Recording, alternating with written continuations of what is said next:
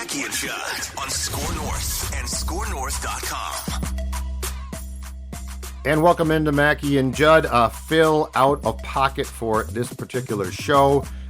He will be around for the second part of the show, which of course is Action Movie Rewind. So it's Judd and Declan, and it is a Feedback Friday in which we take your questions about the Vikings. I believe Dex told me that we're going to get some in about the Wild as well as training camp approaches. Next month, Spurgeon, over to Koivu, over to Healy. And so, Declan Goff, the floor is yours. And if people are curious, Phil will be back for the entire Mackey and Judd and Purple Daily show on Monday. Dex? Are we sure? Are you sure he's back on Monday? He's back on Monday. He's back on Monday? He's back on Monday and Tuesday. I believe we're on a normal schedule, and then he goes to Chicago for something else. He does corporate stuff too. That's right. So he's on a bunch of the shows because he can travel with the equipment, but there are times where he has to go to meet. And I will say this, one of my banes of the adult world, and I've been able to avoid this very well, meetings. You hate meetings. It feels like they became real popular sometime in the 90s. Like, they've always existed, but they used to exist for a purpose. And I'm not accusing my company of this, but it feels like now they're used as a way to burn clock. Yeah. Well, that's what I don't like. Let's talk about it and let's get done. I think pandemic and post-pandemic too, they got like even more heightened up because everyone was meeting all the time, like via Zoom, and then they got either sick of that or so used to that they always had to have them. I'm with you. I love our company, but there's some times where I don't, there's just the Strib was awful. Meetings. The Strib was the Strib would meet to meet. But here's the thing, like if I was a consultant, here's my advice, okay? If you have to meet. So I'm not saying they shouldn't occur. If you have to meet, I mean, Dex, you go and talk about things that are extremely important at times with a group. That's fine. But if there's going to be any amount of small talk, and there always is, either go to a bar, happy hour, and do that, or don't meet. Okay. Like, you should never have small talk at meetings. I don't want to hear about your family. I don't want to hear about your kids. I don't want to hear about your sports takes. At the bar, I do. But if we're going to meet, let's meet what we're going to talk about for work, and then let's get back to work. Okay, let's actually get to work here on Feedback Friday. Some Vikings-related questions here. We'll start with D. Lindstrom via the YouTube channel. He says, Patrick Jones is going to be one of the biggest surprises. Write that down. His first step is off the charts. I am not surprised he is ahead of DJ Wanham.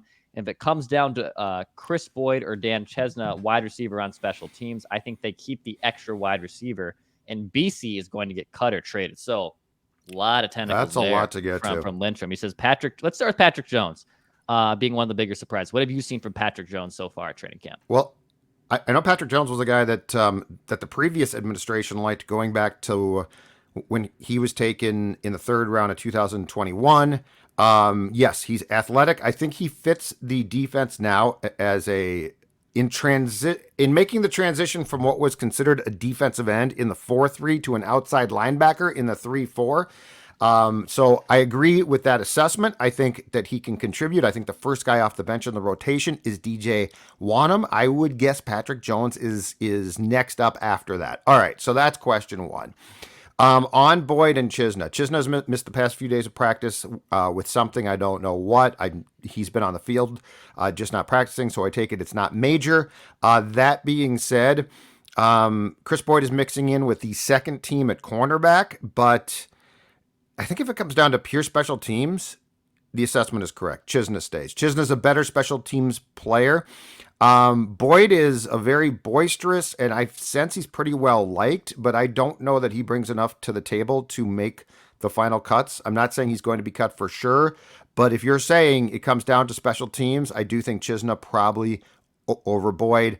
I don't think Bisi Johnson gets traded because I think there is zero value there. Now, do I think he makes the roster? I think that there is a chance, a pretty good chance, actually. But like, if you're going to trade Bisi Johnson, just cut him because he's not going to get you a thing. Like a 6th round pick? I don't think so. If he hadn't missed the entire 2021 season because of a torn ACL, he might, but he hasn't played in a year or more than. He is a depth guy. I think he can add value as a depth guy, but I don't think there is any value that he would bring in trying to trade him. I don't think I don't think a team would be desperate enough to make a trade for Bisi Johnson. I think if they were to make a trade, it'd be for a different type of player, different receiver. And also Kirk seems like he really likes Bisi Johnson. Like he always talks about him at training camp practice, and he had a fine rookie season, especially a guy who was a 7th-round pick. So like kudos to him. And then he started the first 2 games over Justin Jefferson, which still blows my mind. But I wouldn't be surprised if they move on from him. Jalen Naylor is gunning for a spot. I would like to see a rookie get a spot. Dan Chesney, to his point, could be a special teams dude. I think Bisi Johnson is probably gonna be the odd man out, and probably will land somewhere too if he gets cut. I think someone will pick him up, but I think he's just log jammed at this point in the Vikings receiver room. The guy who's looked really good in practice and I think has probably opened some eyes. And my guess is he's a practice squad guy. Second year from Syracuse, Tristan Jackson, 6'1", 191 pounds. He has looked really good. And so, BC I think is solid, and I think he's got a chance to make it. But I don't think there is any value there trade-wise. Just my opinion. Ben says, I'd love to have Tyrod Taylor if Mond is not ready. Tyrod Taylor would be a huge addition, but obviously would require a trade. I'd also love Gardner Minshew. I don't love the free agent list that is out there. I believe Tyrod Taylor is behind Danny Dimes in New York with the Giants, who could potentially, honestly, get the starting job. Like, I don't think he will. I think Daniel Dimes has one more act in him with now Brian Daboll there. But Tyrod Taylor also is a more valuable backup. That's a guy I would have loved to sign in the offseason as a viable backup option. Yeah. Right. Like Tyrod has made spot starts for numerous teams. You can win with him in a pinch. Is he a franchise guy? No, he's not. But is he, if I was honestly to list pecking orders of viable backup quarterback options, I think Tyrod Taylor probably falls in my top 3-4 guys that I would trust to make a spot start for you. So to answer his question, if you're to prime away from the Jets, that's the situation where you'd have to give them an offer they can't refuse to a degree, which would probably be a day 2 pick. I don't think it'd be a 5th or a 6th or 7th. I think you'd have to give them like a 4th to get someone like that off the Giants roster. Maybe, yeah. So I'm with you though. If the question is, if we go back to last December, I believe it was 30th or so, in that Packers game, and say, like, give me a list of guys who, if they have to step in for Kirk, can at least give you a chance to, and I'm going to say this very clearly, move the football. I'm not even saying win the game. Mannion and that group, with a decent group of players, could not move the football. Okay? Yes, Tyrod Taylor, Minshew. This is where I'll backtrack and say, I'm talking about quarterback competence here. I'm not saying, go get Garoppolo. No, I'm not. You're not going to. I understand that. I'm fine with that. But yeah, who gives you a fighting chance to gain yardage? And I know that sounds stupid and simple, but go back and watch the film of that Packers game. They couldn't get yards. No. Yeah, that was brutal and not bad. I mean, Tyrod Taylor would be awesome. I think that would have been the best possible option. But at this point, he's kind of vying to be the legitimate backup quarterback. Well, the Giants got him for a reason. Yeah. And I don't think Daniel Jones is long for that job there. Dable might have a little bit out of him, but I don't think so. I think Danny Dimes is basically done there. So I would not I would not try to pursue a trade or get something where you're overpaying for a backup QB. I think you could get, if Philadelphia is potentially going to go with a younger backup to Hurts, I think that there's a potential that you could trade a third-day draft pick to Philadelphia for Minshew. And I believe that was, a 6th-round pick that Philadelphia sent to Jacksonville last year. So, yeah, I am, at this point in time, if teams have a viable backup quarterback and nothing behind that guy, I don't think they're going to make trades. And they shouldn't, because they have that QB for the exact reason why the Vikings would like that guy. So you're not going to purposely trade Taylor and be like, well, who cares about our backup quarterback? Again, this is all about, to what you said, this is all about giving yourself a chance if your guy goes out. Theodore says on our YouTube channel, they have to eat Bradbury this year, and that's fine. But we still need a starting center. Bradbury can be a backup, and honestly, at his rookie salary without an extension, it's peanuts in today's inflationary environment. Trading him out for the end of picks is a waste of time, and we lose a backup. He's a backup at this point. This is why I don't like the move to keep Cousins. It's stupid as stupid does. And then also John Galt via our YouTube channel says, no, they shouldn't waste their time or money on a second string quarterback. So to contradict what we were just talking about, they should invest in a starting center instead. Get Treader and sit Bradbury. That should be the priority. I'm not impressed with Kwesi. He has failed to invest in a real center to replace Bradbury, who gets pushed around like a shopping cart. Okay, cap-wise, they've got room to do things now. So if you go look at the Vikings' current cap situation, they're not in trouble. So you could go get a backup QB, because that's not a guy that breaks the bank, and you could trade for a center. So this is not a cap related. You're going to have to pick one now. They've got the ability to do both. The fact that they are finding out their backup QBs aren't good and Mond is as far behind as he appears to be, I do think that there was a gamble there, though, but they probably said, okay, let's take a look at Mond, right? The center, I can't explain. I can't explain how you didn't have a better plan B there. That's what I don't get. I mean, that's your starting center behind Kirk Cousins, who you have done everything you possibly can for. I am much more offended, common sense-wise, from the lack of a quality backup center than I am a backup QB. The QB thing, I mean, quite frankly, I'm surprised Mond looks this bad, too. I'm surprised by that. Bradbury, I'm not surprised one bit. All you had to do was watch film, which I'm sure Kwesi and Kevin O'Connell did, watch extensive film of Garrett Bradbury's career and say, can we really change this guy enough in pass protection to protect our quarterback, who is a statue? And the answer is no. Freight Train says, what's wrong with finding out if Wyatt Davis can play center? Well, I don't think Wyatt Davis can play guard, Freight Train, so I don't think he can play center either. Freight Train, this guy has gone back into witness protection. He is on the third team, and the third team, just to be crystal clear about this, doesn't play. There is no fourth quarterback, okay? And they are rotating snaps between, second team snaps when Cousins is there between Mannion and Mond. Wyatt Davis must be unplayable. There's no other way about it. Yeah, I mean, he must be absolutely, positively unplayable. A couple other quarterback options here.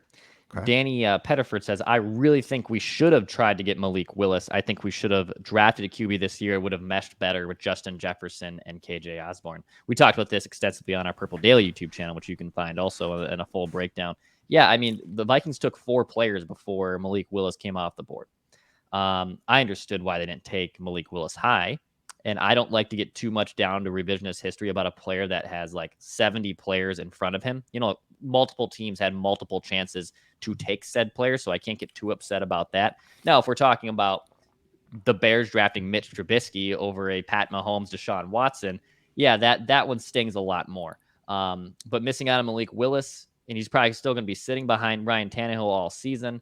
Yeah, I mean, it's hard to not still play a little bit of the revisionist history in that case. Well, and especially when a guy is going to, or is projected across the board to go in the first round and falls to the third round. And the other thing to keep in mind, too, is this. When we're talking about the last 2 picks, so when we're talking about the second round pick, Ingram, who, by the way, might start at right guard, the reality is this. He was projected by many as like a 4th or 5th round pick. So there was an argument to be made that he was going to slide if the Vikings didn't stop that slide. Brian Asamoah, the linebacker who the Vikings like a lot, went with the next pick in the 4th round, right? Or I'm sorry, in the 3rd round. And Asamoah is a nice player. I like him, but he's a linebacker. A quarterback like Willis is a potential golden ticket. You don't know. But you don't know unless you take him. And here's where I have a problem with it. Kevin O'Connell is a quarterback guru, right? Like, the Vikings are should be a quarterback factory. Like, they should be finding out what they have. They should be blah, blah, blah, blah.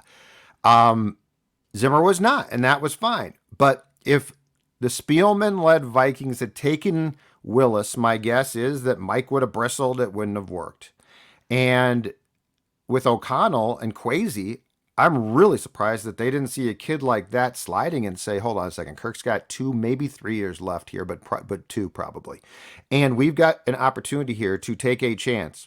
And it's not like you think Mon's going to be this world beater, right? So yeah, I think that there's a definite case to be made that these guys need to rethink their philosophies of taking quarterbacks, because sometimes, guess what? You got to take one until you get it right. Another comment on our YouTube channel says from Jeff that says Sam Darnold to the Vikings and the Panthers retained 50% of his salary. So Sam Darnold had his 5th-year option exercised. I believe, I don't know if it was by the Jets before he went to the Panthers, but regardless, he's under a cap hit for $18 million for Carolina next year. Oh, so no, even no. if they retained half that, I'm not paying Sam Darnold $9 million. No chance. I wouldn't pay him $9 million just regularly. I don't Just think to start. Just to start. There's no chance I could do that one. So sorry, I'm out on Sam Darnold. At that price tag, I am 1,000% out. I cannot sit here and continually pound the table on Kirk's contract and then say, have him backed up by a potentially $18 million Darnold. Forget about it. And I'm not asking them to go get a guy who for sure is going to start. I'm asking them to get a guy who doesn't offend my eyes when I watch him practice.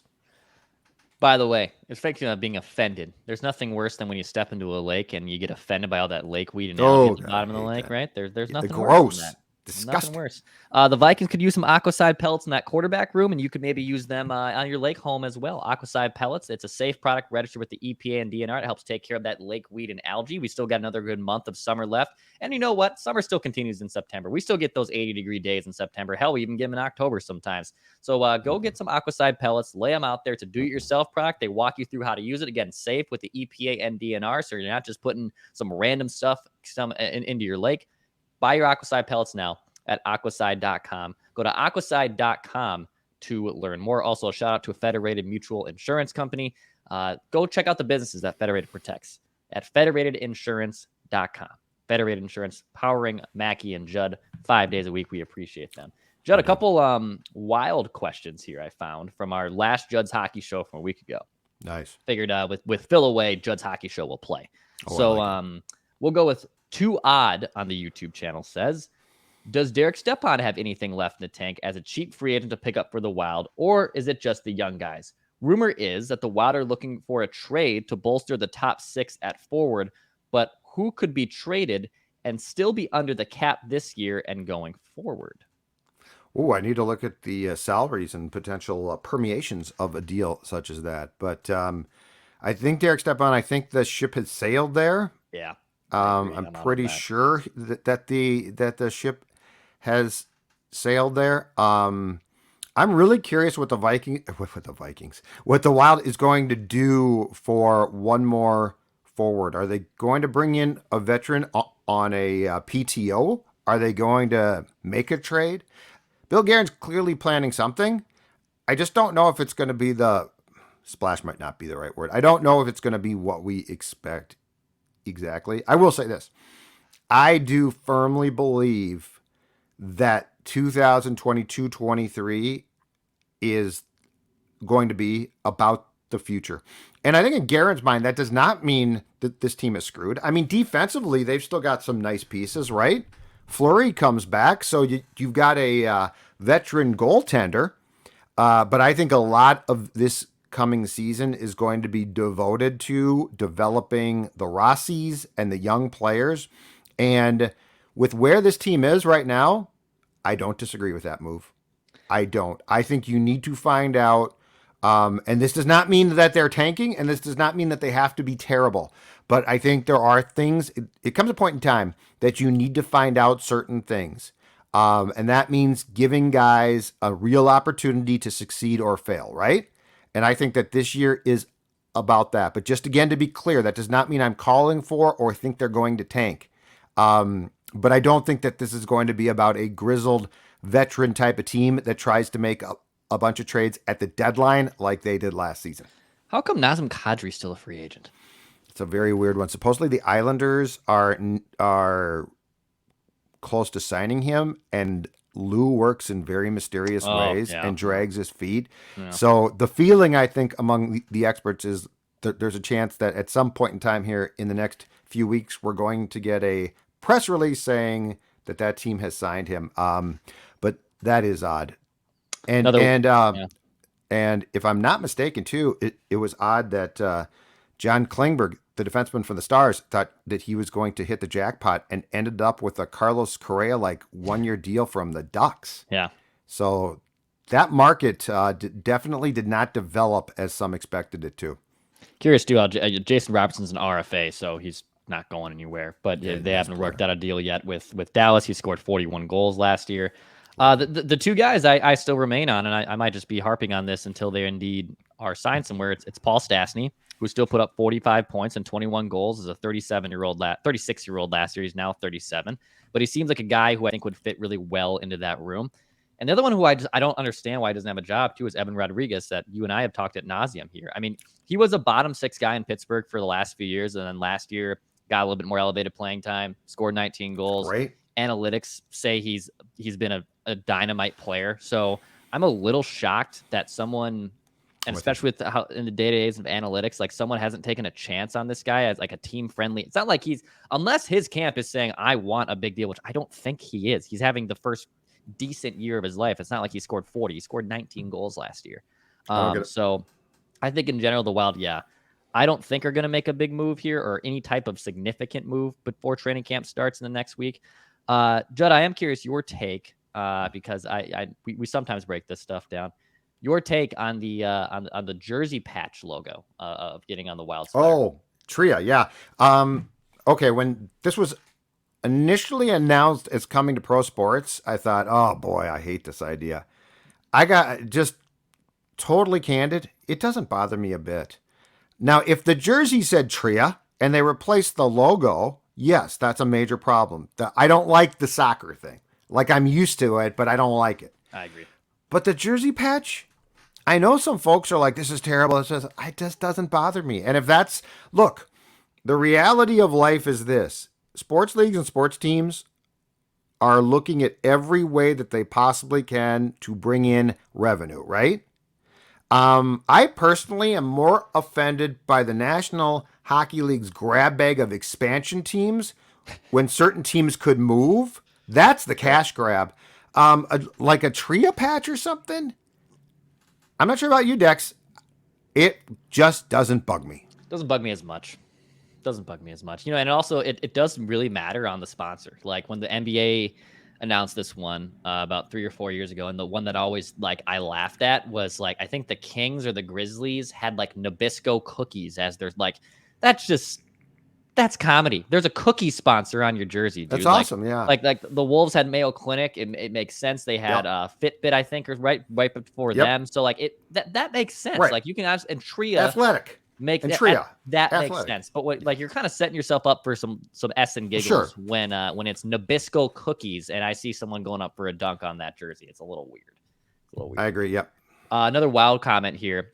Phil says not a guaranteed regression for the Wild this year. He says Boldy with a full season plus Rossi can equal Fiala's production easily, considering Rossi's playmaking ability. I think that's still a very large assumption on your part. Yeah. And one or more Iowa guy in Connor Dewar, Adam Beckman, Kalen Addison will step up. So this is good. Phil, I don't necessarily disagree with all your points here that the prospect pool is great. Replacing Fiala is difficult individually, but they have the committee to do it. And I think that's what you and I have said too. But I love that the Wild had 11 players at the World Juniors tournament. This is great. Brock Faber scored a great goal last night. I think 2 goals yesterday. He was having a great game so far. What a great shot. I just remind prospect hoarding fans that applies to the Twins and applies to the Wild that there's only probably going to be 2 or 3 of these guys that indeed hit their ceiling, and maybe 1 or 2 of them that are decent NHL players, and probably 50% of them won't make anything of a living in the NHL. And that's just kind of the nature of it.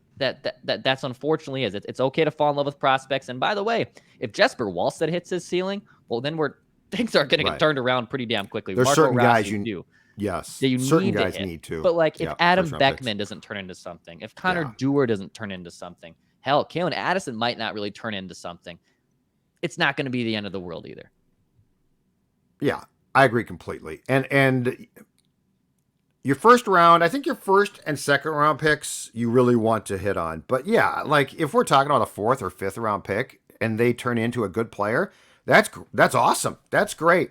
On the Fiala thing, I'd like to say this because I feel like every time we do a show now about this team that we're hearing this positive spin of, well, so-and-so can just replace what Fiala did, okay? It's not just the statistical sample size, in my opinion. It's this. Think about March when he got hot and the timely goals he scored. And think about how hard it is to find guys that score like that. Now, Kaprizov, God bless him, does. But my point is this. When we're looking at the end of the season and we're just looking at goals scored, okay, I think you need to take into account as well the situational scoring. Because Kevin Fiala, when he got red hot, and he was one of the best players in the league for a stretch there, and it seemed like a fairly long one. Yes. Kevin Fiala was scoring massive goals. Kevin Fiala wasn't like, if Matthew Boldy has a great October into November and then cools off and doesn't come back in March and still puts up really good stats, that's great. I'm not criticizing him.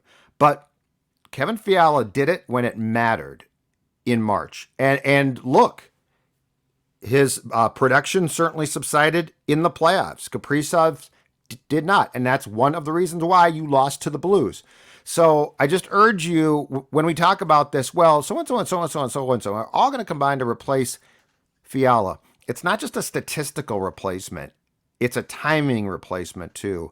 And in my opinion, guys that can score goals in bunches but have that sharpshooter ability that Kevin Fiala has are extremely hard to find. And that's why I don't think that there's just this, well, Boldy and so-and-so are going to replace it. Okay, let's rethink that a bit. Kevin brought there were certainly disappointments there, not saying that there weren't. But Kevin Fiala at his best brought a skill set that is very, very difficult to replicate when a guy like Fiala is at his best. Yep, it's hard to do. I saw he got married over the weekend, last weekend. Congratulations. Saw Jonas Brodin, I believe, was either the best man or a groomsman in the wedding. Why didn't you get a Kings player? Victor Rask was out there looking dapper. He invited Victor Rask?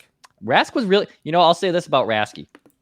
From what I have seen and been told, too, Rask was really, very likable guy in the room, and they loved him. Now, his play, I wonder if he'd like to be a stick boy. Not so much. But he was he could come back as a stick boy. In that locker room. Right hand shot, Rask. Right hand shot, Rasky. Broke my stick. Last one on Feedback Friday, Judd. Rumpov Pigskin says, after hearing Declan talk about the Twins, I've come to the realization that Score North / Purple Daily is not just venting therapy for us, but for these guys as well. We're all in the same boat here. Yes, we are. We are all in the same boat. This is your show. This is Vent Line is your show, but there is some therapy here. Okay, a lot of people emphasizing with me and my fandom of even though I do this for a living to a degree, and sometimes I am a quote unquote professional in a press box setting, not all the time. But yes, I still want to see these teams be successful, and we're all in the same boat. We all do. It's good for business. It's good for business, and plus, I want to see the Vikings win a damn Super Bowl before I die. That's the whole point of the shows. Yes, we are here. We're here for you dispensing tough love because there's not nearly enough tough love in this town. Amen. That's why Sports Dad is here, at least. All right. Sports Son's here too. That's Feedback Friday. Learning from my sports dad. Sports Dad giving me some sports son advice. AMR, baby. AMR is on this podcast channel. There's also the video breakdown. Basically Mortal Kombat. Before Mortal Kombat existed, I was shocked by that fact. Did not know that. It was my first viewing watching Bloodsport. So rate and subscribe that. And by the way, Too Fast and Too Furious is our next action movie. And we've gotten some listener comments and feedback saying we'd love to know what the movie is so we can watch it and then also kind of review it with you guys in the comments section. Love that. There you go. Too Fast, Too Furious is our action movie rewind for next week. Of course, subscribe to Purple Daily as well. We're closing on 27,000 subscribers on that channel. We appreciate you guys. Instagram, Facebook, TikTok, the Score North app. Everything is a central hub for everything we do. We'll talk to you on Monday.